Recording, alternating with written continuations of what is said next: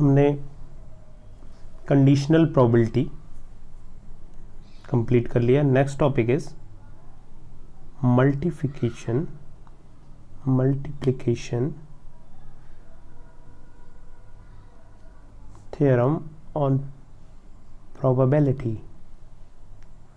theorem on probability.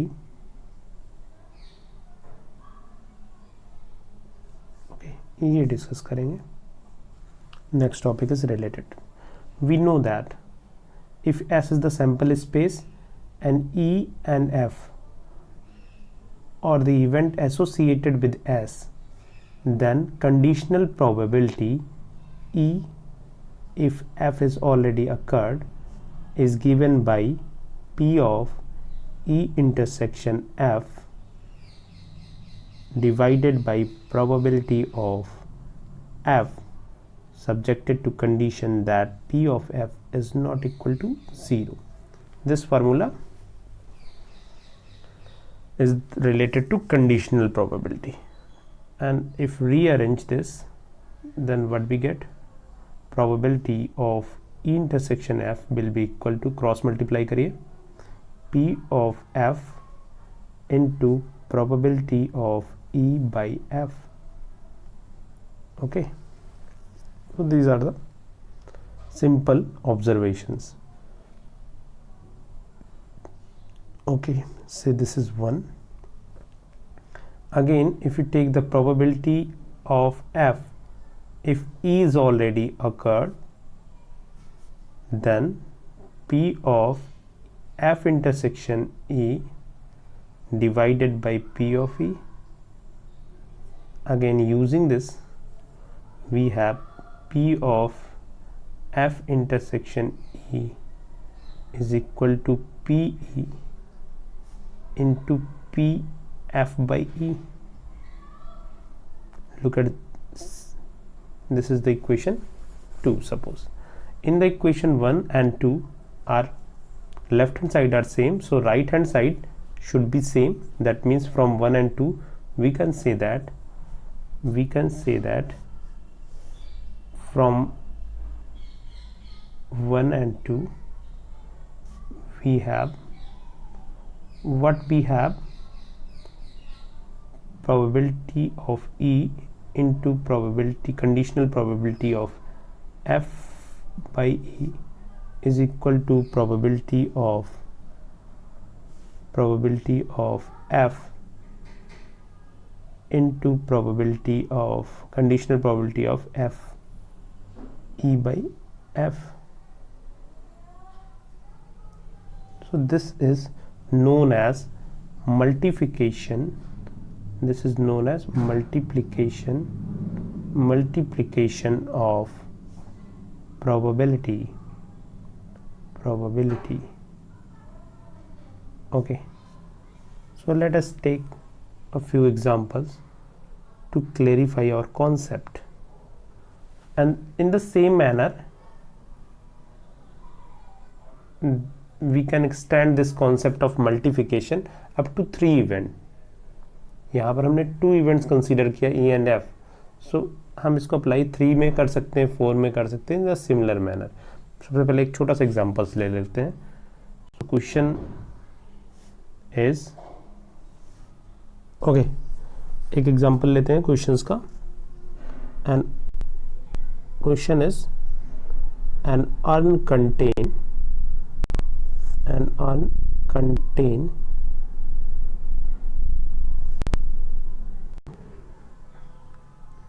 contain 5 white ball and 4 red balls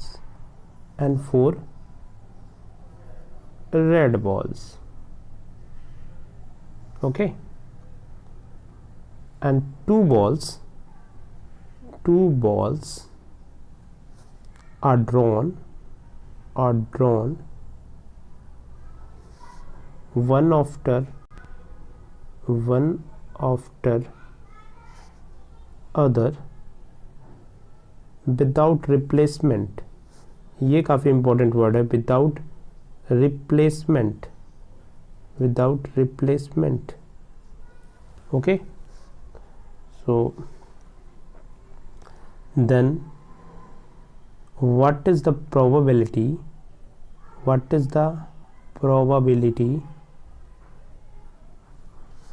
that both drawn balls are white? Okay, so question से एक बार फिर से देख लेते हैं. On contain 5 white balls and 4 red balls. 2 balls are drawn one after the other without replacement. Means ball को back से निकालना है और उसमें वापस पुट नहीं करना है. That is the meaning of without replacement. Then what is the probability that both drawn balls are white? This is the case of multiplication. Start करते हैं. E be the event to draw the first ball. हम first ball को select कर रहे हैं to draw first ball and F be the event second ball to draw the second ball. Then probability of E, first ball हमारी white होनी चाहिए, second भी white होनी चाहिए. इसी की प्रोबेबिलिटी हमें फाइंड आउट करनी है. हमारे पास टोटल नंबर ऑफ बॉल्स क्या है? 5 वाइट हैं एंड 4 रेड है. ये ध्यान रखिएगा. This is the bag. Now according to condition, probability of drawing the first white ball, total white ball कितनी है हमारे पास? 5 and total balls कितनी है? 9. then probability is equal to 5 by 9. probability of F by E. अब F की probability, second ball भी white होनी चाहिए. जब आपने बैक से फर्स्ट बॉल निकाल ली है तो सेकेंड बॉल अभी कितनी वाइट है आपके पास? 4 एंड टोटल बॉल्स भी एक डिक्रीज हो गई हैं. पहले 9 थी, अब 8 हो गई. तो this is the case of conditional probability. तो आपने first ball and second ball की कंडीशन पे फाइंड आउट कर ली. Then probability of E intersection F means E और F दोनों होनी चाहिए आपकी. क्वेश्चन क्या है? 2 white ball, that means E event and F event दोनों होनी चाहिए. That means the case of intersection and that is given by probability of E into probability of F on the condition of E, that is 5 by 9 into 4 by 8, and the final answer is 20 by 72. Okay, so this is the case of total multiplication theorem of probability. Okay, so yeah, multiplication of probability can also be extended if we have 3 event E intersection F intersection G. Probability can also be extended for 3 event like this. अब आप क्या करेंगे? First you have to find out probability of E into probability of F if E is already occurred, then probability of G if E and F both are already completed, that is E intersection F. E intersection F in general you can explain like this, that is P of F by E into P of G E F, that is E intersection. So this concept can be extended to 3 event, 4 event, 5 event, and so a lot of finite event we can use the same concept.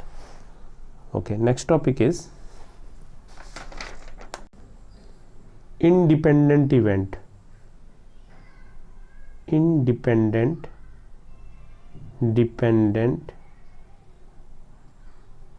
event. Independent events क्या होते हैं discuss करते हैं.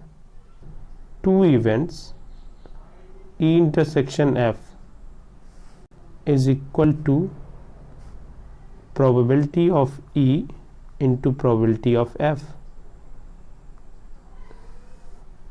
then events are said to be independent. In the other word, we can say that in the case of conditional probability E, if F is already occurred, then F has no affected occurrence of E and F does not affect the occurrence of each other. That means this is probability of E. So this is the case of conditional probability. अब ये condition independent probability. तो independent events होंगी अगर intersection of E and F is equal to separate probability multiplication, or you can say the conditional probability of E if the condition of F means condition का कोई फर्क नहीं पड़ रहा है, कोई भी अफेक्शन नहीं हो रहा है. That means in the other word you can say that independent event if occurrence of one event is not affected by the occurrence of other. दोनों एक दूसरे को किसी भी तरीके से अफेक्ट नहीं करते हैं. जैसे एक सिंपल सा एग्जांपल आप ले सकते हो, आपका मैथ्स में नंबर आना, ऐसे ही इन जनरल आपका दूसरे सब्जेक्ट में नंबर्स आना, दोनों का एक दूसरे से कोई भी कनेक्शन नहीं है. ये आप एग्जांपल्स मत देना सर इस सब्जेक्ट के पढ़ने के कारण मैं दूसरा नहीं पढ़ पाया था, that is a different matter. In general कोई ऐसा नहीं कि आपका ये वाला पेपर अच्छा होगा तो अगले वाले मार्क्स उसमें ट्रांसफ़र हो जाएंगे ना. तो there is independent event of securing the marks in the one subject to the other subject. Independent events के लिए एक एग्जांपल्स लेते हैं. We have pack of 52 cards. Cards का एग्जांपल्स लेते हैं. Pack of 52 cards. Okay, and we have to select one card subjected to condition. हमारे पास दो इवेंट्स हैं इसी पैक ऑफ कार्ड से related. Is the event that one card is drawn from the pack of 52 cards. हम एक cards draw कर रहे हैं. Is the event that one spade card is being drawn and F is the event that one ace card is to be drawn and this is spade card. अब find out करते हैं one by one. Probability of E क्या होगी? Spade card कितने होते हैं? Pack में 13 होते हैं. Total card 52. Then probability is 1/4. ऐसे एस कार्ड कितने होते हैं? 4 होते हैं. Then probability of F is equal to 4/52, that is 4/52, that is 1/13. Okay. अब कितने कार्ड ऐसे होते हैं जो probability of E intersection F, ऐसे कितने कार्ड होंगे जो स्पेड भी होंगे और एस भी होंगे? दैट मीन्स सिंगल कार्ड होगा स्पेड का, एक single S. So that is 1/52. Clear है यहाँ तक? Okay. So probability of E by F, conditional probability of E by F कितनी होगी आप बताइए सोच के. F मीन्स कार्ड S का है और हमें स्पेड निकालना है. तो S में एक ही स्पेड होता है, आप सभी को मालूम है. तो टोटल हमारे पास कितने हैं? 4 हैं. This is 1/4. या आप ऐसे भी निकालना चाहें ऐसे भी निकाल सकते हैं, जिनको यहाँ पे प्रॉब्लम हो रही हो. यहाँ पे आप क्या लोगे? P of E intersection F divided by probability of F. वैसे भी निकाल लो आप. Probability of E intersection F 1/52 and this is 1/52 and this is 1/13 and that is 1/4. So 1/4 is the probability of E by F. Probability of E by F is same as probability of E. यहाँ पे देख लीजिए आप, probability of ई भी हमने 1/4 find out किया था and probability of F भी 1/4 फाइंड आउट किया है। That means probability of E is equal to probability of E by F. That means they does not affect. What it means? Conclude करता हूँ मैं. That means probability of E is equal to probability of E by F. Conditional probability से यहाँ पे कोई changes नहीं हो रहा. That means E and F are independent. Okay? E and F are independent, ये इंडिपेंडेंट का केस था। या फिर आप ऐसे भी अलग सेपरेट निकालते तब भी यही होता है। E intersection F is 1/52 and that is equal to probability of E कितनी थी 1/13, probability of F that is 1/4 means 1/52 तब भी आता। तो दोनों का product is equal to this और सिंपली दिस। दोनों ही तरीके हैं, आप किसी पे occurrence of E and F does not affect the occurrence of each other. So these are the E and F are independent. Independent event important है, यहाँ से 1 से 2 मार्क्स आपको जरूर मिलेगा एग्जाम में. So this is an important concept. कुछ और क्वेश्चंस करते हैं. 2 मार्क्स में क्वेश्चन काफ़ी लास्ट ईयर्स में पूछा गया है, काफ़ी इंपॉर्टेंट है. Question is if E and F are independent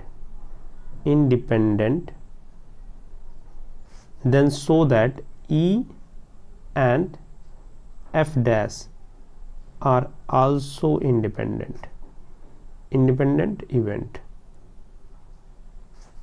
ये हमें शो करना है. Okay, so first is given and second we have to show. अब इसमें और कितने टाइप के क्वेश्चन बन सकते हैं. E and F are independent, ये भी पूछा जा सकता है. E dash and F are independent, या फिर दोनों कॉम्प्लीमेंट इंडिपेंडेंट. तो दो सारे के करने का एक ही तरीका है. तो फर्स्ट वाले क्वेश्चन को हम डिस्कस कर लेते हैं, फिर हम और भी क्वेश्चन डिस्कस कर लेंगे. पहले फर्स्ट क्वेश्चन आप देख लीजिए. जब भी हमें प्रूफ करना है E and F dash are independent, हमें यूज करना है E एंड F को. ओके, सो बेसिकली हमें क्या प्रूफ करना है. E intersection F complement and their probability is equal to probability of E into probability of F complement. ये हमें एक्चुअली, ये हमारा टारगेट है, ये हमें हिट करना है ये बॉक्स के अंदर. ठीक है, ये हमें एक्चुअली दिखाना है. गिवन क्या है, P of E intersection F is equal to PE into PF. Independent की कंडीशन वहां से हमें गिवन है. ओके, एक सिंपल सा कॉन्सेप्ट यहाँ पे हम यूज करेंगे. A very simple concept we can use. Okay, so the concept क्या है.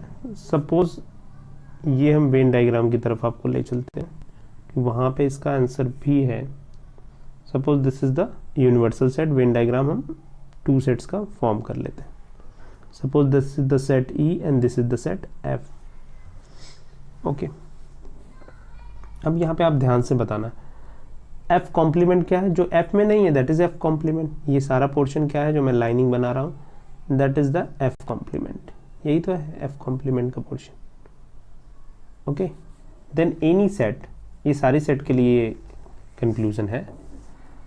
Probability of E is equal to probability of E intersection F.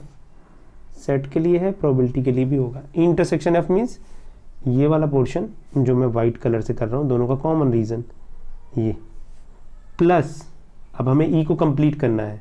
That means ये रिमेनिंग पोर्शन चाहिए. ये है probability of E with intersection of F complement. ये हर set के लिए, ये कॉन्सेप्ट आपने सेट में पढ़े होंगे या नहीं पढ़े हैं तो अभी पढ़ लीजिए. Okay, so this is the formula. Probability of E is equal to probability of E intersection F plus probability of E intersection F complement. हर सेट के लिए A B कोई भी 2 सेट्स होंगे तो ये आप इसको प्रूफ कर सकते हैं. अब इसी कॉन्सेप्ट का हम यूज करते हैं. We know this concept.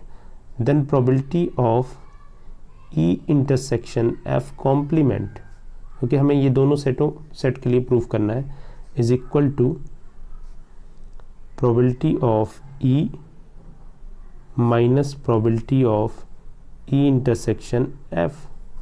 And E intersection F के लिए गिवन है कि दोनों इंडिपेंडेंट इवेंट है, ये पहले से ही गिवन है क्वेश्चन का part, into that means they can be use in the product. Okay, 2 marks में ये क्वेश्चन 2-3 टाइम्स रिपीट है। Probability of E can be taken common probability and this is 1 minus probability of F, and finally 1 minus probability of F, that is probability of F complement, since probability of any event E plus its complement is equal to 1, so this concept can be used. So ये हमने proof कर दिया। So this is the proof of that if two events are independent, then their one event and second event का complement is also independent. In fact both are complements are independent. तो ये हमने proof कर दिया। Next हम start करेंगे exercise 13.2। Question number 1। Question number 1 is if P of A is 3/5, P of B is 1/5, then find P of A intersection B if A and B are independent। Independent होंगे तो दोनों का product हो जाएगा, that means P of A into P of B, simple है। And this is equal to 3/5 into 1/5 and that is 3/25। तो ये तो आप कर लोगे, इसमें कोई स्पेशल इंफॉर्मेशन देने की ज़रूरत नहीं है आपको। ओके, सेकंड क्वेश्चन स्टार्ट करते हैं। Second question is if two cards are drawn at random without replacement from pack of 52 cards, find the probability that both cards are black। Again this is the simple question। 52 card से आपको select करना है, 52 card से सारे black होने चाहिए। 52 से black कितने होते हैं? 26। तो जब आप first card, suppose E is the event of selecting the first black card, तो ये हो जाएगा 26/52। ओके, सेकेंड ब्लैक कार्ड जब आप सेलेक्ट करना चाहोगे that is F event if is already occurred, then अब यहाँ पे 25 हमारे पास ब्लैक है, टोटल कार्ड्स भी डिक्रीज हो गए 51।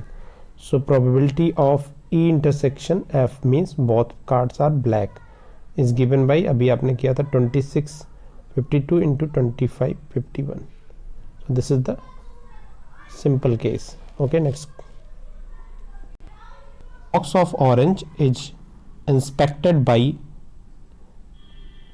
3 randomly selected orange drawn without replacement। if all 3 orange are good, then box is approved for sale, otherwise it is rejected। Find the probability that the box containing 15 oranges, out of which 12 are good and 3 are bad ones, will be approved for sale। तो आप question समझ गए होंगे कि एक food inspector आता है और आपके पास जो बॉक्सेस हैं उनको एग्जामिन करना है। Okay, so question is like this. अब 15 ऑरेंज में से 12 तो अच्छी कंडीशन पे है, but 3 are not in good conditions. हमारा जो ऑरेंज की बॉक्सेस हैं अप्रूव्ड होने चाहिए, तो उसके लिए क्या चाहिए? हमारे तीनों ऑरेंजेस अच्छी क्वालिटी वाले अप्रूव्ड होने चाहिए। तो हम यहाँ से सिलेक्शन हम करेंगे। तो स्टार्ट करते हैं। देखो question is E1, E2 and E3, 3 events ले लेते हैं। ये भी गुड वाला, ये भी गुड वाला ऑरेंज, ये भी गुड वाला। तो फर्स्ट गुड ऑरेंज की प्रोबेबिलिटी क्या होगी? 12/15।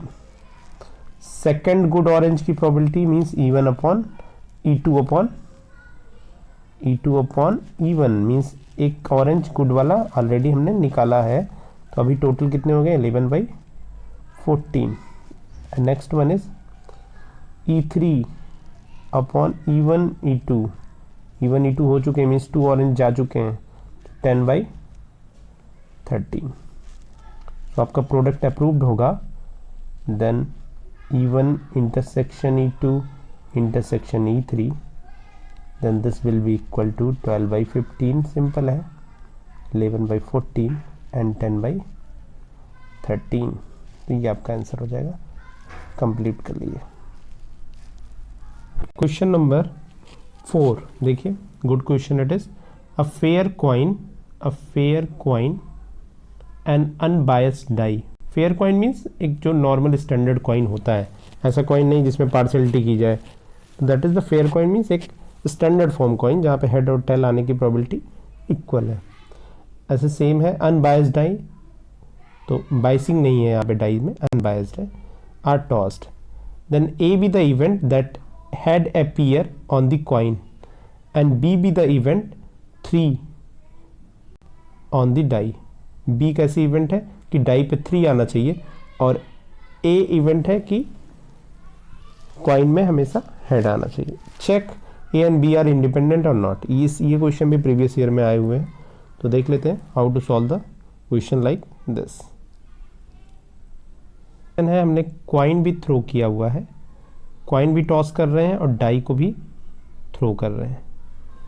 सो total number of event, total number of sample point are event कितनी होंगी? डाई और कॉइन दोनों एक साथ हमारे एक्सपेरिमेंट में है। So total is 6 into die के लिए 6 और कॉइन के लिए 2, that is 12। Sample space may be like this, head fix हो जाए और यहाँ पे 1 H2 ये है, ऐसे ही H6 H,6, ऐसे ही टेल फिक्स हो जाए T1 और डॉट डॉट डॉट T6। तो टोटल ये कंडीशन होगी सैंपल स्पेस की। ओके, तो सैंपल स्पेस में बेसिकली कितने मेंबर्स होंगे? 12 मेंबर्स। अब ए बी द इवेंट, एक ऐसी इवेंट है कि हेड आना चाहिए। सो H1 H2 H3 dot dot H6, this is the A and B the event 3 आना चाहिए, मीन्स कि 3 आना चाहिए। तो H हेड के साथ 3 आ सकता है, टेल के साथ भी 3 आ सकता है, means 2 conditions, 2 events. A intersection B क्या होगा यहीं पे फाइंड आउट कर लेते हैं। इंटरसेक्शन बी, दोनों में इंटरसेक्शन क्या है? इंटरसेक्शन है H3 हेड और 3, यही तो कॉमन है। अब 1 by 1 प्रोबेबिलिटी फाइंड आउट करते हैं। प्रोबेबिलिटी ऑफ ए क्या होगी? प्रोबेबिलिटी ऑफ ए इज, यहाँ पे 6 है और टोटल कितने हैं? 12 है, 6/12। प्रोबेबिलिटी ऑफ बी क्या होगी? देख लीजिए, बी के पास 2 मेंबर्स हैं और टोटल कितने हैं? 12 हैं, 2/12। इंटरसेक्शन में एक है, तो probability of A intersection B is equal to 1/12 and 1/12 is equal to 6/12, means P A की प्रोबेबिलिटी और पी बी की प्रोबेबिलिटी का प्रोडक्ट 1/12 होगा। 6 2 and 2 कैंसिल, सो 1/12। तो यहाँ से आप कंक्लूड कर सकते हैं P of A intersection B is equal to P A into probability of B, that means A and B are independent event. तो ये प्रूफ हो गया। क्वेश्चन नंबर 4 हमने चेक कर लिया। क्वेश्चन नंबर 5 and 6 सेल्फ करिए। 7 स्टार्ट करते हैं। क्वेश्चन नंबर 7 इज थोड़ा सा डिफरेंट है, इसलिए डिस्कस कर लेते हैं। Given that event A and B are such that probability of A is 1/2, probability A union B is 3/5 and probability of B is P. In fact, we have to find out this value of P. First condition is mutually exclusive. अब ये आपने 11th class में पढ़ा था, इसका meaning क्या होता है, इसीलिए मैं इसको सॉल्व कर रहा हूँ। And second one is independent. तो स्टार्ट करते हैं इस क्वेश्चन के सोल्यूशन को। Okay, so the solution of this question is probability of A union B, it is given 3/5. Okay, next, probability of A is 1/2 and probability of B is small p, and we know that P of A union B is equal to P of A plus P of B minus P of A intersection B. Simple set theory it is. Put the value, that is 3/5 is equal to 1/2 plus P minus A intersection B. That means P of A intersection B is equal to P plus 1/2 minus 3/5. Simplify करिए, so that is equal to P plus minus 1/2 minus, that is 1/10.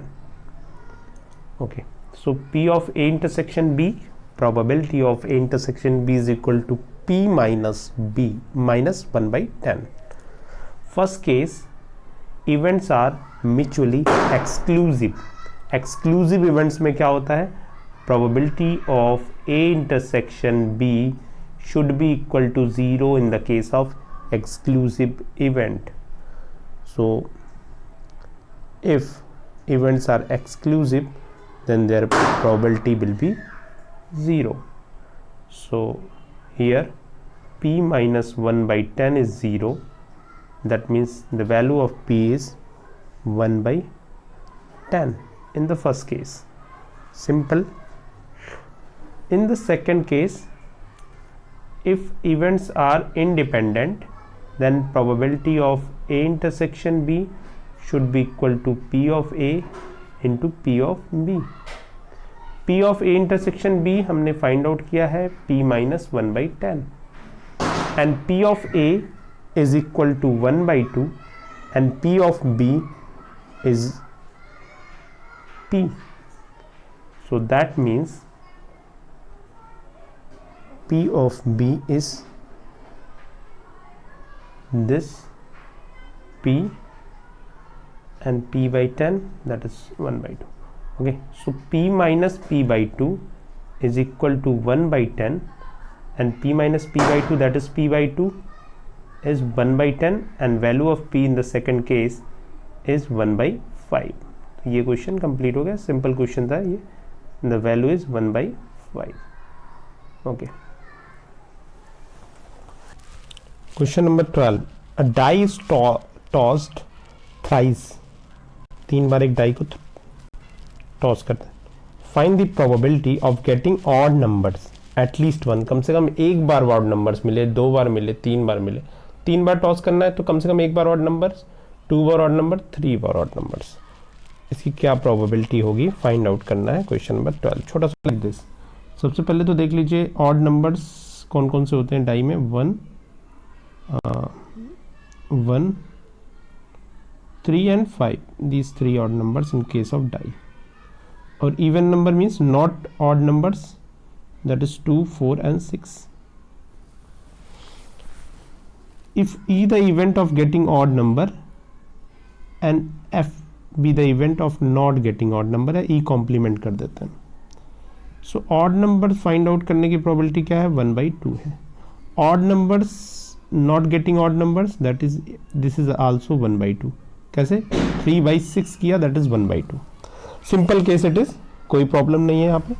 अब आपको ये find out करना है कि हमने 3 बार dice को throw किया तो हमें तीनों टाइम्स कम से कम एक बार एटलीस्ट 1 ऑड नंबर्स होना चाहिए. तो इसमें हम डिफरेंट केसेस से अच्छा है कि आप ऐसा एज्यूम कर ले कि मुझे एक बार भी ऑड नंबर्स नहीं मिला और इसको मैं 1 से माइनस कर दूँ. आई रिपीट, आप या तो डिफरेंट केस बनाइए. फर्स्ट पे ऑड नंबर्स मिला, फिर एक बार सेकंड पे मिला, फिर थर्ड पे मिला, फिर 2 के पेयर्स बनाइए क्योंकि एटलीस्ट वर्ड है. तो ऐसे डिफरेंट केसेस हमें फॉर्म करने होंगे. तो इट्स बेटर कि not getting odd numbers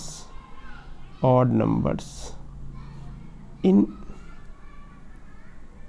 any case,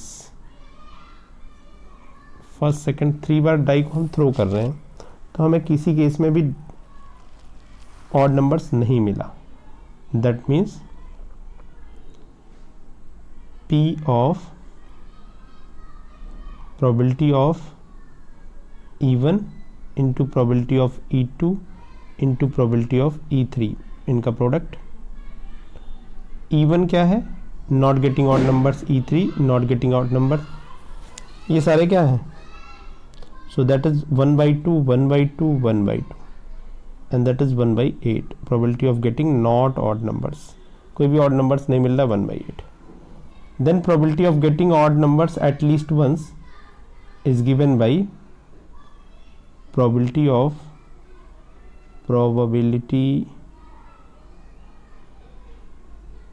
getting odd numbers, getting odd।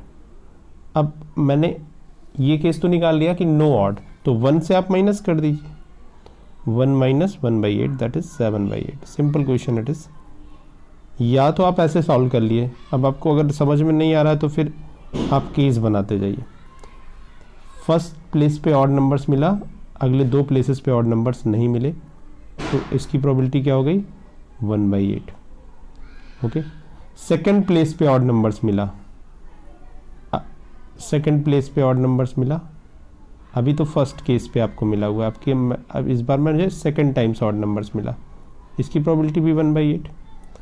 ऐसी थर्ड प्लेसेस पे अगर ऑड नंबर्स मिला है तो इसकी भी प्रोबेबिलिटी 1/8। तो ये तो अगर सिंगल हमें ऑड नंबर्स मिल रहा है फर्स्ट टाइम, सेकंड टाइम्स या 3 टाइम्स, तो ये टोटल प्रोबेबिलिटी कितनी हो गई? 3/8। ये एक केस हो गया। और एक केस होगा कि फर्स्ट सेकंड पे मिले, फर्स्ट पे ऑड नंबर्स मिल रहे हैं, सेकंड पे ऑड नंबर्स मिल रहे हैं, थर्ड पे ऑड नंबर्स नहीं मिल रहा है। ऐसे ही सेकंड और थर्ड पे ऑड नंबर्स मिल रहा है, ऐसे ही फर्स्ट और थर्ड पे मिल रहा है, इसके भी 3 केसेस होंगे, इसकी प्रोबेबिलिटी भी 3/8। ओके, इसीलिए वहाँ पे माइनस किया गया। और एक लास्ट प्रोबेबिलिटी कि सारे पे ऑड नंबर्स हमें मिल जाएंगे, तो 1/2 1/2 1/2। बाई चांस यहाँ पे 1/2 getting odd numbers and not getting odd numbers दोनों की 1/2 है, इसलिए आप थोड़ा सा कंफ्यूज हो सकते हैं, दैट इज़ 1/8। अब सारे केसेस को ऐड कर दीजिए तब भी वही आएगा, 3/8 plus 3/8 plus 1/8, that is again 7/8 is the answer. तो वहाँ से फाइंड आउट कर लीजिए या फिर ऐसे कर लीजिए। Okay, next question is question number 14। अब 14 क्वेश्चन है, ये काफ़ी फेवरेट क्वेश्चन है CBSE का, ठीक है। और वैसे भी आप इस टाइप के क्वेश्चंस कभी नॉर्मल कंपटीशन में भी देखने को मिलेंगे, क्योंकि ये सिंपल कॉन्सेप्ट पे रिलेटेड है। ये आप 11th क्लास में भी सॉल्व कर सकते थे। Probability of solving a specific problem, suppose a student है, उसको कोई प्रॉब्लम दी जाती है, वो सॉल्व करता है 1/2 उसकी प्रोबेबिलिटी है, और बी स्टूडेंट की प्रोबेबिलिटी कितनी है? 1/3 है। If both try the problem independent, they are independent, मतलब दोनों में कोई कनेक्शन नहीं है, अलग अलग रूम्स में बैठे हैं, अपना प्रॉब्लम सॉल्व कर रहे हैं, ठीक है, चीटिंग का कोई भी यहाँ पे स्कोप नहीं है। Then find the probability that the problem is solved. क्या प्रोबेबिलिटी होगी कि प्रॉब्लम सॉल्व हो जाए? क्या प्रोबेबिलिटी होगी कि एग्जैक्टली उनमें से एक सॉल्व करे? तो इसके कई केसेस बन सकते हैं। देखो, प्रॉब्लम सॉल्व हो रही है, दैट मीन्स ए सॉल्व कर रहा है बट बी सॉल्व नहीं कर रहा है। ऐसा हो सकता है कि बी सॉल्व कर रहा है बट ए सॉल्व नहीं कर रहा है, और ऐसा हो सकता है क्योंकि प्रॉब्लम सॉल्व होनी चाहिए, दोनों भी सॉल्व कर सकते हैं। तो ये सारे केसेस को आप कर सकते हो। ए ने सॉल्व किया, दैट इज 1/2, बी ने सॉल्व नहीं किया, बी के सॉल्व करने की प्रोबेबिलिटी क्या है? 1/3, सॉल्व नहीं करने की प्रोबेबिलिटी क्या होगी? 2/3। प्लस ऐसे ही बी ने सॉल्व किया 1/3 और ए ने सॉल्व नहीं किया, तो दैट इज 1/2। कॉम्प्लीमेंट तो आप निकाल लोगे 1 में से माइनस करके, और दोनों सॉल्व कर लेते हैं, दैट इज 1/2 इंटू 1/2 इंटू 1/3। तो ये सारे केसेस को आप ऐड कर लो, तो सिंपल आपके क्वेश्चंस का आंसर आ जाएंगे। जैसे यहाँ पे आ जाएगा 2/6 प्लस 1/6 और यहाँ पे 1/6, that is 4/6 and answer is 2/3। ये तो हो गया। और सेकंड केस में क्या, exactly one of them solve the problem, means A solve करता है बी नहीं, बी सॉल्व करता है ए नहीं, मीन्स थर्ड वाला केस नहीं होगा इसमें, सिर्फ इन दो केसेस पे आंसर आप निकाल लोगे तो ईजिली यहाँ से भी आंसर आ जाएगा 3/6 दैट इज़ 1/2। तो इस टाइप के क्वेश्चंस के लिए हम सारे केसेस बनाते हैं, कहाँ पे मल्टीप्लिकेशन करना है ये डिसाइड करते हैं, कैसे हमें प्रॉब्लम्स को ईजिली हैंडल करना है ये डिसाइड करते हैं। ओके, नेक्स्ट स्टार्ट करेंगे बेस थ्योरम, जो सबसे इम्पॉर्टेंट है, सेंटर पॉइंट है पूरे आपके चैप्टर का, और यही एक नया थ्योरम जो आप यहाँ पे सीखते हैं और काफ़ी यूज़फुल है। ओके।